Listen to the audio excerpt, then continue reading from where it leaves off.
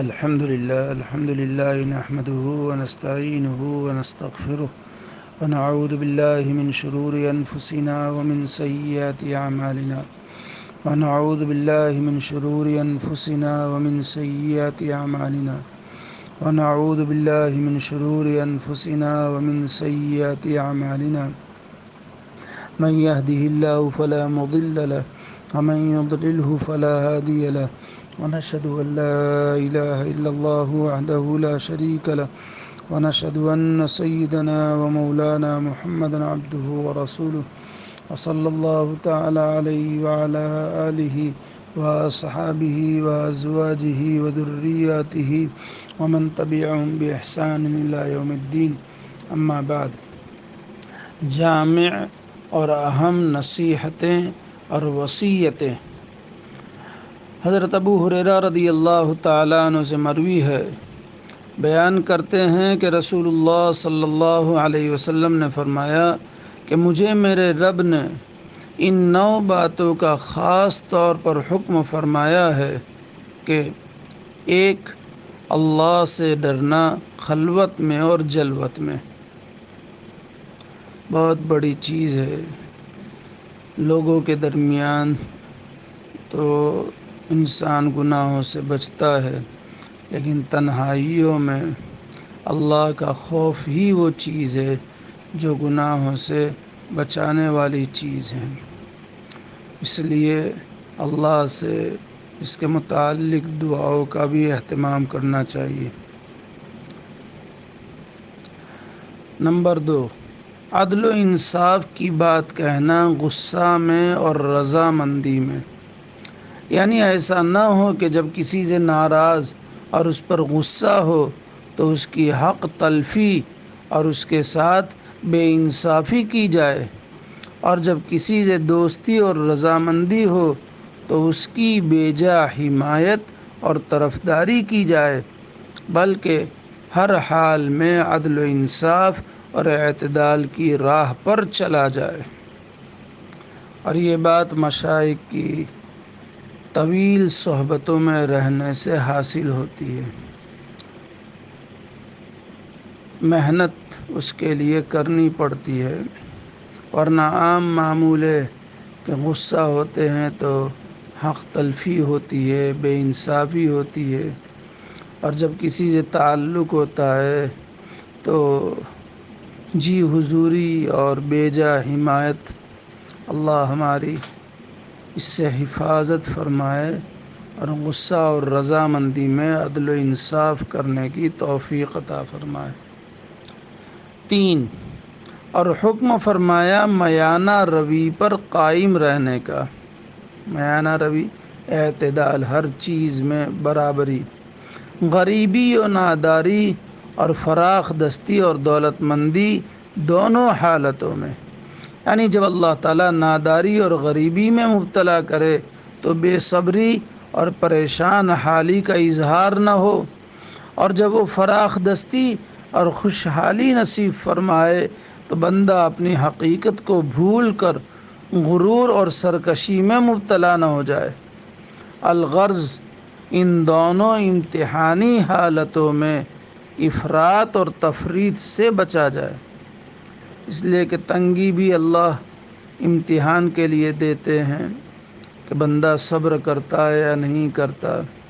اور فراوانی بھی اللہ تعالیٰ امتحان کے لیے دیتا ہے کہ شکر بجا لاتا ہے کہ ناشکری کرتا ہے۔ اس لیے کوتاہی بھی نہ ہو اور غلو بھی نہ ہو، اور اپنی روش درمیانی رکھی جائے۔ یہی وہ میانہ روی ہے جس کا اللہ تعالیٰ نے رسول اللہ صلی اللہ علیہ وسلم کو حکم فرمایا۔ آگے رسول اللہ صلی اللہ علیہ وسلم فرماتے ہیں، نمبر 4،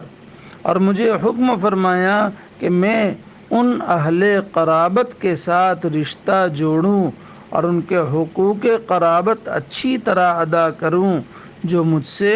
رشتہ قرابت توڑیں اور میرے ساتھ بدسلوکی کریں۔ نمبر 5، اور یہ کہ میں ان لوگوں کو بھی دوں جنہوں نے مجھے محروم رکھا ہو اور میرا حق مجھے نہ دیا ہو۔ نمبر 6، اور یہ کہ میں ان لوگوں کو معاف کر دوں جنہوں نے مجھ پر ظلم کیا ہو اور مجھے ستایا ہو۔ سل من قطعک واعف عمن ظلمک واحسن الی من اساک۔ جو برائی کرے اس کے ساتھ احسان کرو، ظلم کرنے والوں کو معاف کر دو اور جو توڑے اس سے جوڑو۔ نمبر 7، مجھے حکم دیا ہے کہ میری خاموشی میں تفکر ہو۔ بہت اہم بات ہے، یعنی جس وقت میں خاموش ہوں تو اس وقت سوچنے کی چیزیں سوچوں،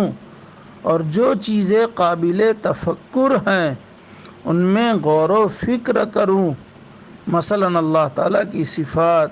اور اس کی آیات یعنی نشانیاں، اور مثلا یہ کہ اللہ تعالیٰ کا میرے ساتھ معاملہ کیا ہے اور اس کا مجھے کیا حکم ہے، اور میرا معاملہ اللہ کے ساتھ اور اس کے احکام کے ساتھ کیا ہے، کہ اللہ تعالیٰ کا تو میرے ساتھ معاملہ یہ ہے کہ ہر وقت نعمتیں بارش کی طرح موسلا دھار برس رہی ہے، اور اس کا حکم یہ ہے کہ میں شکر بجا لاؤں، اس کی اطاعت کروں،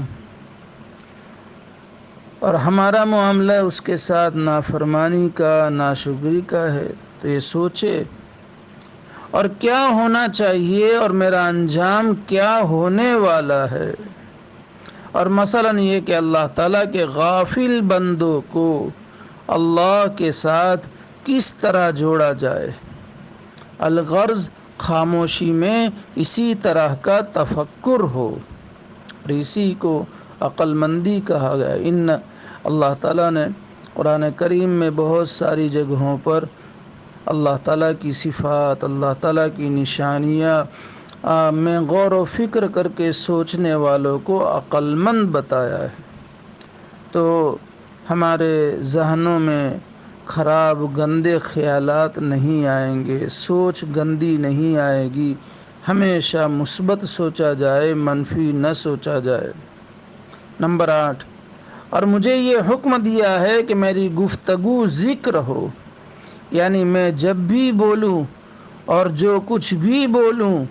اس کا اللہ سے تعلق ہو، خواہ اس طرح کہ وہ اللہ کی ثنا صفت ہو، اللہ تعالیٰ کی تعریف ہو، یا اس کے احکام کی تعلیم و تبلیغ ہو، یا اس طرح کہ اس میں اللہ کے احکام اور حدود کی رعایت اور نگہداشت ہو، حفاظت ہو۔ ان سب صورتوں میں جو گفتگو ہوگی وہ ذکر کے قبیل سے ہوگی۔ اور نمبر 9، مجھے حکم ہے کہ میری نظر عبرت والی نظر ہو، یعنی میں جس چیز کو دیکھوں اس سے سبق اور عبرت حاصل کروں۔ قرآن میں اللہ تعالیٰ نے جا بجا عبرت حاصل کرنے کے لیے اللہ تعالیٰ کی کاریگری کو دیکھ کر کے سوچنے کا حکم دیا ہے۔ آسمانوں کو دیکھو، اونٹ کو دیکھو، پہاڑوں کو دیکھو، زمینوں کو دیکھو، دریاؤں کو دیکھو، دو پانی ہیں، کھارا اور میٹھا، ایک کا رنگ الگ اور دوسرے کا الگ، لیکن دونوں مل نہیں رہے ہیں، تو عبرت کی نگاہ ہو۔ مالدار کو دیکھے عبرت کی نگاہ سے، غریب کو دیکھے عبرت کی نگاہ سے، اپنے سے کمتر کو دیکھے عبرت کی نگاہ سے، اوپر والے کو دیکھے عبرت کی نگاہ سے، اور لوگوں کو حکم کروں اچھی باتوں کا۔ معارف الحدیث رزین۔ اللہ تعالیٰ ان میں سے ہر ایک کو ہماری زندگیوں میں کامل طور پر اپنانے کی اور اختیار کرنے کی توفیق دے، مدد فرمائے اور آسان فرمائے۔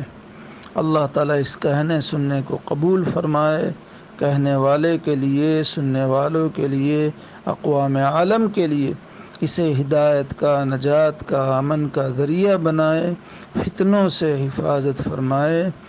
بار بار اخلاص کے ساتھ دل کی گہرائی سے، دھیان سے اس کو پڑھنے کی، سننے کی اور زندگیوں میں اپنانے کی توفیق عطا فرمائے،